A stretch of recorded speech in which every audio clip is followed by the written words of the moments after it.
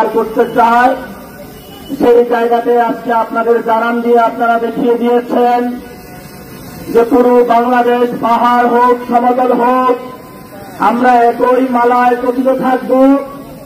বিদেশি কোন আক্রমণ, বিদেশি কোন ষড়যন্ত্র বাংলাদেশের কোন জেলাকে, বাংলাদেশের কোন অঞ্চলকে অস্থিতিশীল করার চেষ্টা তারা ভবিষ্যতে চালাতে ভয় পাবে।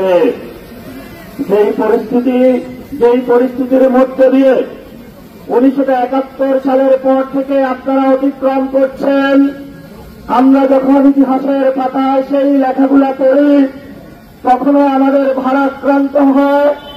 আমাদের অনেক ভাইদেরকে আমরা এই বান্দরবানে হারিয়েছি, অনেক বোনদেরকে হারিয়েছি, যাদের রক্তের উপরে দাঁড়িয়ে আজকে আমরা বান্দরবানে উপস্থিত হয়েছি।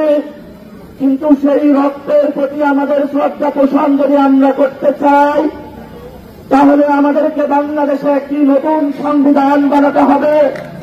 সেই সংবিধানের মধ্যে পাহাড় সমতল থেকে শুরু করে সকল জাতিগোষ্ঠী নতুন করে রক্তবিন্দু যে বাংলাদেশে পতিত হয়েছে, প্রত্যেকটা রক্তবিন্দুর লেখা পতিত থাকবে।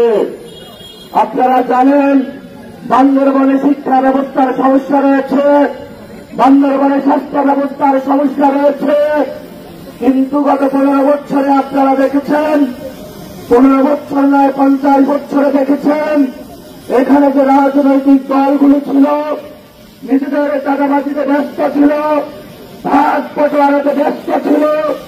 যখনই তাদের কাছে জনগণের সমস্যা বলা হয়েছে, তারা শুধু দলীয় ক্যাডারদেরকে সুযোগ দিয়ে বান্দরবনের মানুষদেরকে তারা বঞ্চিত করেছিল। আজকে তারা বৈষম্যের শিকার, বঞ্চিতের শিকার। আমরা আজকে বান্দরবনের গভীর রজনীতে একসাথ হয়েছি।